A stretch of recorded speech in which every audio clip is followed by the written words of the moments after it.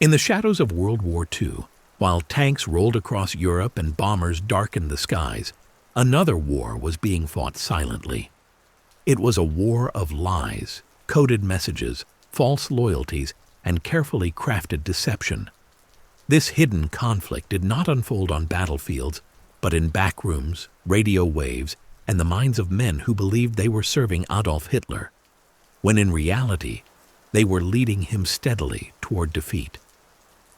By the time Berlin burned in 1945, Hitler had been betrayed not by one spy, but by an entire network of double agents who fed him a version of the war that never truly existed.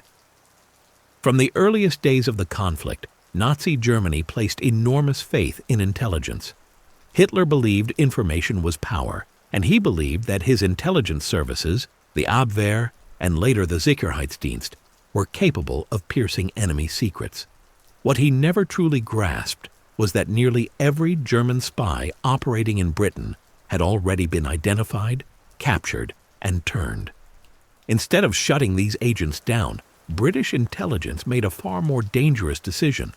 They kept them alive, kept them transmitting, and turned them into weapons. This decision gave birth to what would later be known as the double-cross system. At its heart was a simple but audacious idea. If the enemy insists on sending spies, use those spies to control what the enemy believes. British counterintelligence did not merely intercept German espionage, they hijacked it. Messages that reached Berlin were not random lies, but carefully constructed narratives designed to shape Hitler's decisions, delay his responses, and drain his forces at critical moments. One of the earliest successes of this system involved a man known to the Germans as Tricycle, a charismatic Serbian playboy named Dusan Popov. To the Abwehr, Popov was a devoted Nazi collaborator with connections across Europe. In reality, he worked for British intelligence and passed information under their strict supervision. Popov's value was not in the lies he told, but in the trust he cultivated.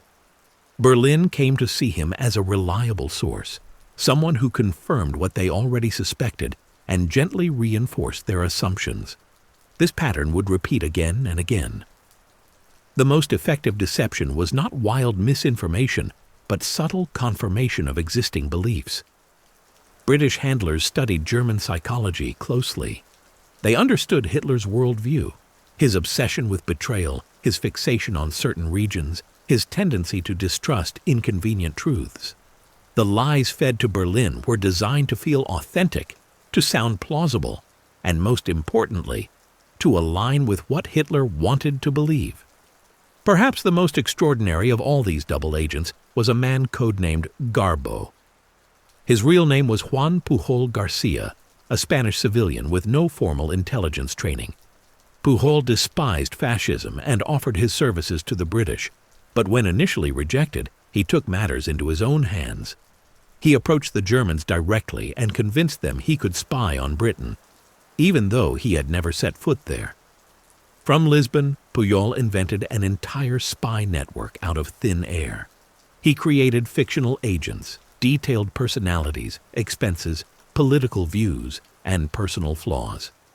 He sent reports to Berlin filled with observations copied from newspapers, tourist guides, and his own imagination. The Germans were convinced. They paid him, trusted him, and relied on him. When British intelligence finally realized what was happening, they did not shut him down. They brought him in and refined the illusion.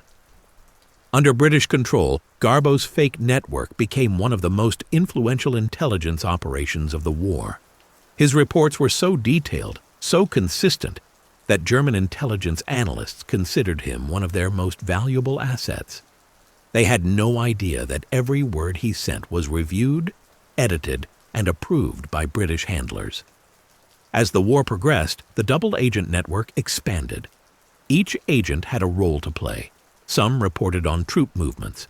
Others exaggerated Allied weaknesses. Some warned of invasions that would never come. Together, they constructed an alternate version of reality for the German High Command, one in which the Allies were hesitant, divided, and constantly preparing attacks in the wrong places. This false reality reached its peak in the lead-up to the D-Day invasion. Hitler and his generals knew an invasion of Western Europe was coming, but they did not know where.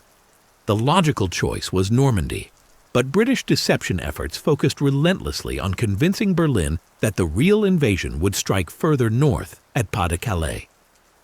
Through double agents, false radio traffic, fake armies, and misleading reconnaissance, the Allies created the illusion of a massive force poised to strike Calais. The double agent network reinforced this belief at every turn. Reports described troop buildups, supply shortages elsewhere, and preparations that pointed unmistakably toward the wrong target. When Allied forces finally landed in Normandy on June 6, 1944, German commanders hesitated. Many believed the landings were a diversion. Garbo himself sent messages warning Berlin that Normandy was not the main attack. Hitler accepted this assessment. Critical armored divisions remained locked in reserve, waiting for an invasion that would never come. Those lost hours and days were decisive. The beachheads held. Allied forces poured into France. What might have been a catastrophic failure became an irreversible breakthrough, and it happened in large part because Hitler trusted men who were lying to him by design. But the deception did not end there. Even as Allied forces pushed across France and into Germany, double agents continued to manipulate German expectations. They exaggerated Allied exhaustion, suggested internal disagreements, and hinted at negotiated peace possibilities that did not exist. Each lie bought time. Each delay weakened German resistance just a little more. Hitler, increasingly isolated and paranoid, clung to intelligence reports that reassured him. He dismissed unfavorable news as defeatism or treachery. When frontline commanders reported overwhelming Allied strength, Hitler often rejected their assessments in favor of intelligence summaries shaped by the double agents. Reality became negotiable. Truth became optional. By late 1944, Germany was collapsing under pressure from both East and West. Yet even then, deception played a role. During the Ardennes offensive, German intelligence underestimated Allied resilience. Double agents had contributed to a sense that Allied forces were thin, demoralized, and vulnerable. The resulting gamble failed, burning through Germany's last strategic reserves. As Soviet forces closed in on Berlin in 1945, the intelligence reaching Hitler grew increasingly detached from reality. The double agent network had done its work too well. The Führer believed relief armies existed that did not. He believed counterattacks were forming that never materialized. Orders were issued to phantom divisions, units that existed only on paper. In the final days, as artillery thundered through the streets of Berlin, Hitler remained trapped in a world constructed by lies, some of them his own, many of them carefully fed to him by enemies who had mastered the art of deception. The double agent network did not fire a single shot, but its impact was profound. It reshaped German strategy, delayed responses, misallocated forces, and helped turn the tide of the war. When Berlin finally burned, it was not just the result of overwhelming military force. It was the collapse of an illusion. A reality Hitler had never fully understood had come crashing down around him. The war he believed he was fighting was not the war that existed. His enemies had been closer than he ever imagined. Inside his intelligence reports, inside his decision-making, inside his mind. The double-cross system is now remembered as one of the most successful intelligence operations in history. It demonstrated that wars are not won solely by armies, but by information, and by who controls it. In the end, Hitler was not just defeated on the battlefield.